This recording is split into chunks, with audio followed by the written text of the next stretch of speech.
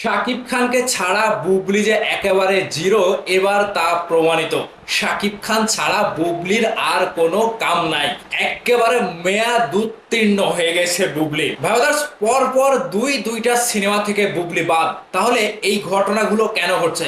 শাকিব খানের সাথে থাকলে কি এরকম ক্ষমতা কারো থাকতো যে শাকিব খানের এবং বুবলির সিনেমা থেকে বুবলিকে বাদ দেওয়া হচ্ছে?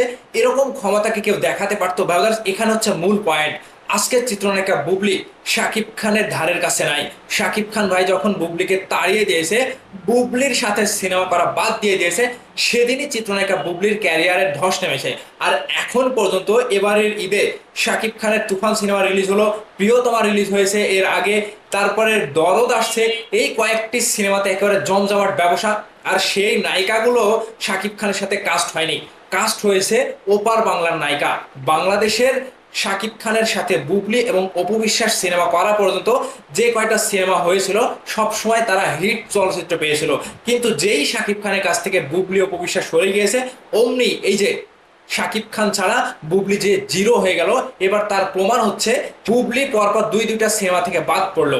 প্রথমত, চিত্রনায়ক রওশনের সাথে যে সিনেমাটি রিলিজ হয়েছে এবারের ঈদে, রিভেঞ্জ সিনেমাটি, সেই সিনেমার প্রমোশনে না যাওয়া এবং বুবলির বিভিন্ন রকমের আচরণের ক্ষেত্র থেকে পরিচালক ইকবাল তার রিভেঞ্জ সিনেমাটি মুক্তি পাওয়ার পরেও এর আরো একটি কাজ হয়েছিল প্রায় 40%। সেটি হচ্ছে বিট্রেস সিনেমা।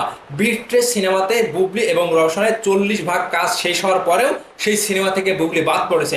এমনকি এখন আরেকটা নতুন খবর হচ্ছে, আরো একটি সিনেমা মায়া দা লাভ, সেই সিনেমা থেকেও বুবলি বাদ। তার কারণ কি? এই কারণগুলো খতিয়ে দেখতে গেলে বোঝা যাচ্ছে শাকিব খান থাকলে বুবলিকে কেউ বাদ দেওয়ার ক্ষমতা পেত না।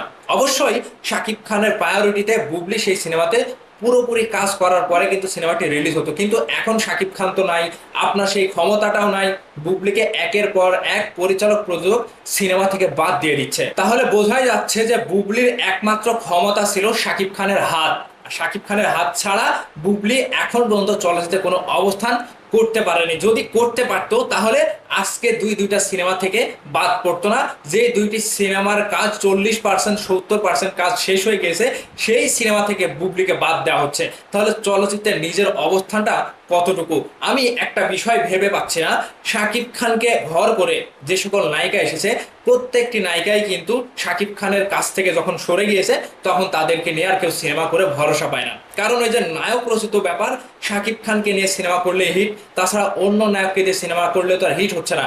সেই জায়গা থেকে নায়িকারাও কিন্তু, বাংলাদেশে যে কটা নায়িকা রয়েছে সকলে কিন্তু পেছনে পড়ে যাচ্ছে। এখানে কিন্তু একটা নায়িকার যে ভাব, নায়িকার যে একটা দাপট, বাংলাদেশের নায়িকাদের ভিতরে এরকমটা পাওয়া যায় না। ঠিক বুবলির যে মেয়াদ উত্তীর্ণ হয়ে গেছে, মেয়াদ উত্তীর্ণ নায়িকা হিসেবে যে বাংলাদেশে পরিণত হয়ে গেছে, এটা কিন্তু এখন বিদ্যমান। তো একটা কথাই বারবার বলবো যে বাংলাদেশের পরিচালক প্রযোজকরা কোনো নায়িকার উপরে ভর করে সিনেমা তৈরি করতে পারে না।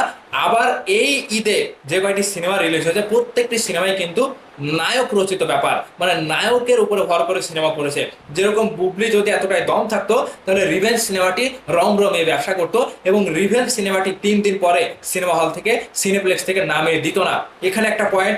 আরো একটি পয়েন্ট হচ্ছে, পরপর দুইটি সিনেমা থেকে বাদ, কোনো পরিচালকের ক্ষমতাও হতো না শাকিব খানের সাথে থাকলে, কোনো পরিচালক প্রযোজকের ক্ষমতা হতো না বুবলিকে বাদ দেওয়ার। তো দিন শেষে একটা কথাই পরিষ্কার যে শাকিব খান ছাড়া বুবলি জিরো। এবার তা প্রমাণিত হয়ে গেল। তো এই বিষয়গুলো নিয়ে ভক্তদের মধ্যে যে কথাবার্তা হচ্ছে, বুবলি একের পর এক সিনেমা থেকে বাদ পড়ছে, এই বিষয়গুলো নিয়ে আপনাদের মতামত কি? অবশ্যই ভিডিওর নিচে কমেন্ট করে জানাবেন। ভালো থাকবেন, ধন্যবাদ সম্পূর্ণ ভিডিওটি দেখার জন্য।